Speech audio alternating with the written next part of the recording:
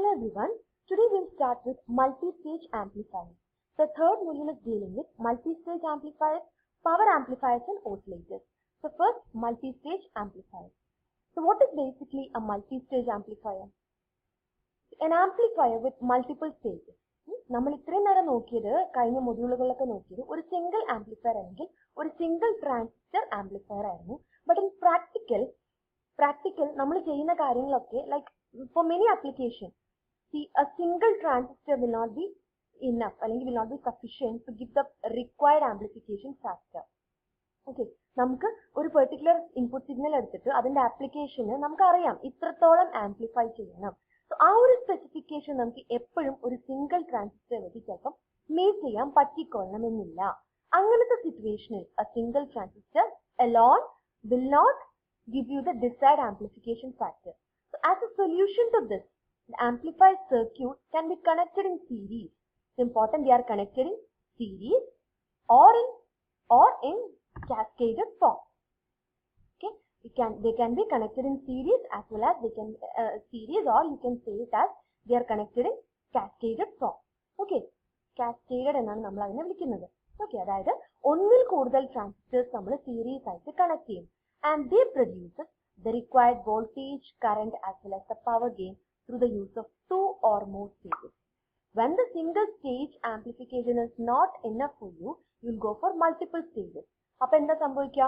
ഒരു ട്രാൻസിസ്റ്റർ ഉണ്ട്, അതിന്റെ ഔട്ട്പുട്ട് ആംപ്ലിഫൈഡ് ആയിരിക്കും. That amplified output will be given to the second transistor and that second transistor will further amplify it. അപ്പൊ നമുക്ക് ഓരോരോ സ്റ്റേജ് കഴിയുന്ന സമയത്തും ആംപ്ലിഫയറിന്റെ ആംപ്ലിഫിക്കേഷൻ ലെവൽ കൂടി വരും. Okay, a practical amplifier is always a multi-stage amplifier. Okay, so how will you connect the two transistor stages? അല്ലെ, പല ട്രാൻസിസ്റ്റേഴ്സ് സീരീസ് ആയി കണക്ട് ചെയ്യുന്നു എന്ന് പറഞ്ഞു. How are you going to connect all these things? So the transistors are connected. They are actually coupled together. So that is output of one stage is connected to input of the next stage through a coupling device. Okay, and the process by which this is done is known as cascading. Okay, the output of one stage will be connected to input of the next stage through a coupling device. Very important, when you're connecting two transistors, you'll have a coupling device, and the process of coupling is known as cascading. So what are the major function of this coupling device? First function is of course to transfer the AC output of one to the next, and very important thing is it should block the DC from passing from one stage to the next stage. Okay, അതായത് നമ്മൾ രണ്ട് transistor എടുത്തിട്ട് connect ചെയ്യാണ്, ഒരെണ്ണത്തിന്റെ output എടുത്ത് മറ്റേ ഇൻപുട്ടിലേക്ക് കൊടുക്കുകയാണ്. അത് വെറുതെ പറ്റില്ല. You will have something in between and that something is known as coupling device. And ഈ കപ്ലിംഗ് ഡിവൈസിന് കുറച്ച് ഫങ്ഷൻസ് ഉണ്ട്. ഒന്നാമത്തെ കാര്യം, ആദ്യത്തിന്റെ ഔട്ട്പുട്ട് AC എടുത്തിട്ട് മറ്റേന് കൊടുക്കുക. അതിനോടൊപ്പം തന്നെ ഒരെണ്ണത്ത് വരുന്ന DC ഒരു കാരണവശാലും മറ്റേ ട്രാൻസിസ്റ്ററിലേക്ക് എത്താൻ പാടില്ല. Why? Because every transistor will be having DC biasing voltages. അല്ലെ, നമ്മൾ DC biasing പ്രൊവൈഡ് ചെയ്യും. ഒരെണ്ണത്തിന് പ്രൊവൈഡ് ചെയ്ത DC ബയസ് ഒരിക്കലും മറ്റേലേക്ക് പോകേണ്ട ആവശ്യമില്ല അല്ലെ, മറ്റേന് ഓൾറെഡി നമ്മൾ കൊടുക്കുന്നുണ്ട്. അതുപോലെ തന്നെ ഇൻപുട്ട് സൈഡിൽ എപ്പോഴും എന്തായിരിക്കണം കിട്ടേണ്ടത്? ഒരു AC ഇൻപുട്ട് സിഗ്നലാണ് നമ്മൾ പ്രൊവൈഡ് ചെയ്യുന്നത് അല്ലെ. അതിന്റെ കൂട്ടത്തിൽ DCയും കൂടെ കയറി വരാൻ പാടില്ല. അതുകൊണ്ട് it has to be isolated. The DC and AC has to be isolated അല്ലെ, തമ്മിൽ കോണ്ടാക്ട് ഉണ്ടാവരുത്. അതും കൂടെയാണ് നമ്മളെ കപ്ലിംഗ് ഡിവൈസിന്റെ function. And in certain cases the required frequency response will not be obtained. See, what is frequency response? If you're having a frequency response like this, that is, in this area the bandwidth is or the gain is constant, and you will call this area as your bandwidth. Alle, your area you will call it as your bandwidth. And ചില കേസസിൽ a single stage will not give you this frequency response. അതായത് ഒരു കുറച്ചധികം ഫ്രീക്വൻസിയിൽ ഇങ്ങനെ constant ആയി നിന്നാൽ മാത്രമേ നമുക്ക് അത് പ്രോപ്പറായിട്ട് യൂസ് ചെയ്യാൻ വേണ്ടി പറ്റുള്ളൂ. ബാൻഡ്വിഡ്ത്ത്, ഒരു പ്രോപ്പർ ബാൻഡ്വിഡ്ത്ത് നമുക്ക് കിട്ടണം. അങ്ങനെ കിട്ടാത്ത സിറ്റുവേഷൻ ഉണ്ടാവാം. Single stage may not be sufficient. So in that case also we'll go for multiple stages. Okay, ഇനി കപ്ലിംഗ് ചെയ്യുന്ന പറഞ്ഞു. For ideal coupling, the ideal coupling network should have certain requirements. First one is it should not disturb the DC biasing condition of the amplifier. അതായത് ഒരെണ്ണത്തിന് നമ്മൾ DC biasing കൊടുത്തു, മറ്റേതിന് നമ്മൾ കൊടുക്കുന്നുണ്ട് അല്ലെ. അപ്പം ഒന്നിന്റെ DC വോൾട്ടേജ് ഒരിക്കലും മറ്റേലേക്ക് പോകേണ്ട കാര്യമില്ല. DC biasing should not be affected. And it should transfer the AC signal from one stage to the next without any distortion. Distortion means ആ waveformന്റെ ഷേപ്പിലൊന്നും യാതൊരു വ്യത്യാസം ഇല്ലാണ്ട്, ഫ്രീക്വൻസിയിലൊന്നും യാതൊരു വ്യത്യാസം ഇല്ലാണ്ട്, without waveform distortion it has to transfer. പിന്നെ ഇടയിൽ നമ്മളൊരു കപ്പാസിറ്ററോ ഇടയിൽ എന്ത് കപ്ലിംഗ് ഡിവൈസ് വെച്ചാലും that is an element. അവിടെ എന്തുണ്ടാവും? ഒരു വോൾട്ടേജ് ഡ്രോപ്പ് ഉണ്ടാവും. The thing is, this voltage drop will occur for sure, പക്ഷേ it has to be kept at a minimum value or negligible value.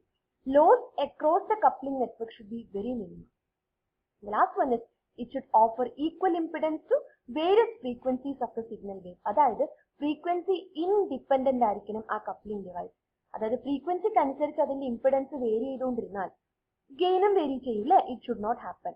പക്ഷെ അൺഫോർച്ചുനേറ്റ്ലി ഒരു coupling ഡിവൈസും ഈ 4 ക്രൈറ്റീരിയനും സാറ്റിസ്ഫൈ ചെയ്യുന്നില്ല. ഒരു കപ്ലിംഗ് ഡിവൈസും ഈ 4 ക്രൈറ്റീരിയനും സാറ്റിസ്ഫൈ ചെയ്ത് നമുക്ക് കിട്ടുന്നില്ല. പക്ഷെ നമ്മൾ എന്ത് ചെയ്യും? ഒരു compromise between these factors choose ചെയ്യും. And this is how the amplified stages are coupled together. നമ്മൾ എപ്പോഴും ഗെയിനിനെ ക്യാപിറ്റൽ ലെറ്റർ എ വെച്ചാണ് റെപ്രസെന്റ് ചെയ്യുന്നത്. എ വി എന്ന് സൂചിപ്പിക്കുന്നത് വി ഫോർ വോൾട്ടേജ്. ഓക്കെ, അപ്പോ എന്താ ആക്ച്വലി സംഭവിക്കാന്ന് വെച്ചാൽ total gain will be equal to product of individual gain AV1 plus AV2 plus AV3 etcetera up to AVN. And നമ്മളതിന് logarithmic സ്കെയിലിലേക്ക് മാറ്റുമ്പോൾ വാട്ട് ഇസ് ആക്ച്വലി ലോഗരിതം?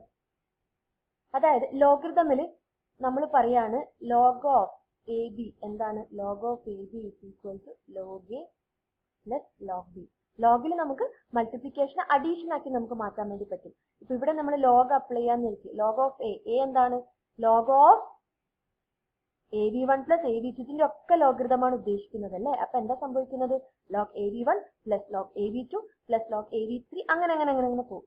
ഇനി നമ്മൾ ഡെസിബൽ ഗെയിനിൽ റെപ്രസെന്റ് ചെയ്യുമ്പോൾ ആക്ച്വലി ഡെസിബൽ എന്ന് പറഞ്ഞാൽ എന്താ? ലോഗരിതമിക് ഗെയിൻ ബെല്ലിൽ എഴുതുന്ന ഗെയിൻ ആണ്.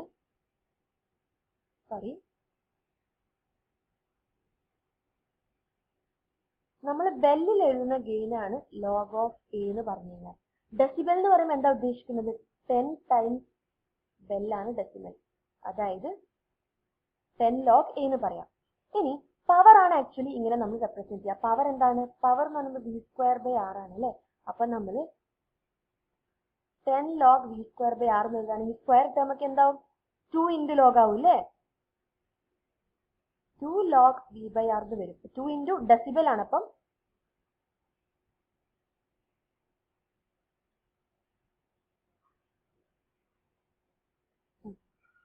അതായത്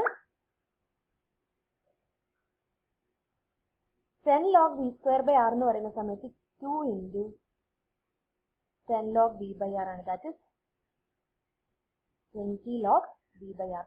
അല്ലെങ്കിൽ റെസിസ്റ്റൻസ് കൺസിഡർ ചെയ്യുന്നുണ്ടെങ്കിൽ 20 log V. അതാണ് നമ്മൾ ഇങ്ങനെ എടുക്കുന്നത്. വോൾട്ടേജിന്റെ ടേംസിൽ എഴുതുമ്പോൾ it is always 20 log AV1. അപ്പോൾ ഡെസിബൽ ഗെയിനിൽ എഴുതുമ്പോഴാണ് 20 log total gain 20 log A is equal to 20 log AV1 plus 20 log AV2 etc. 20 log AVN. Actually നമുക്ക് ലോഗരിതമിക് സ്കെയിലിൽ ഞാൻ ഓൾറെഡി ഒരു വീഡിയോയിൽ നിങ്ങൾക്ക് പറഞ്ഞു തന്നിട്ടുണ്ട് എന്തുകൊണ്ടാണ് നമ്മൾ ലോഗ് സ്കെയിലിലേക്ക് ഗെയിനെ മാറ്റുന്നത് എന്നുള്ളത്, അല്ലെങ്കിൽ എന്തിനാണ് ഡെസിബലിലേക്ക് നമ്മൾ മാറ്റുന്നത് എന്നുള്ളത്.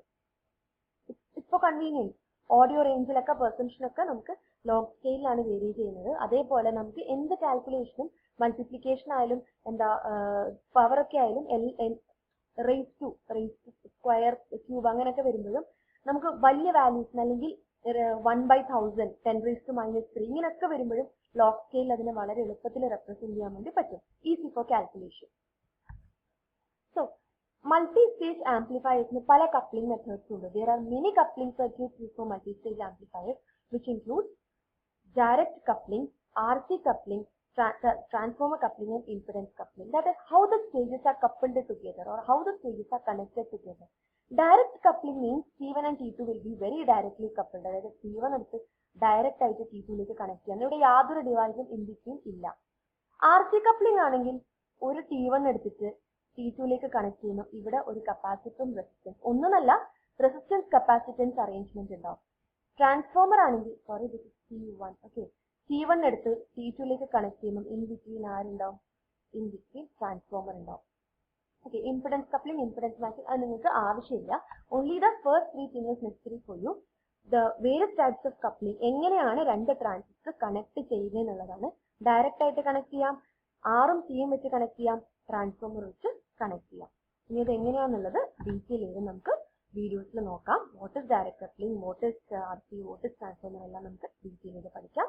ഇപ്പോൾ ജസ്റ്റ് ഒരു introduction about multi stage amplifiers ആണ്. അപ്പോൾ ബാക്കി നെക്സ്റ്റ് വീഡിയോയിൽ നോക്കാം. Thank you.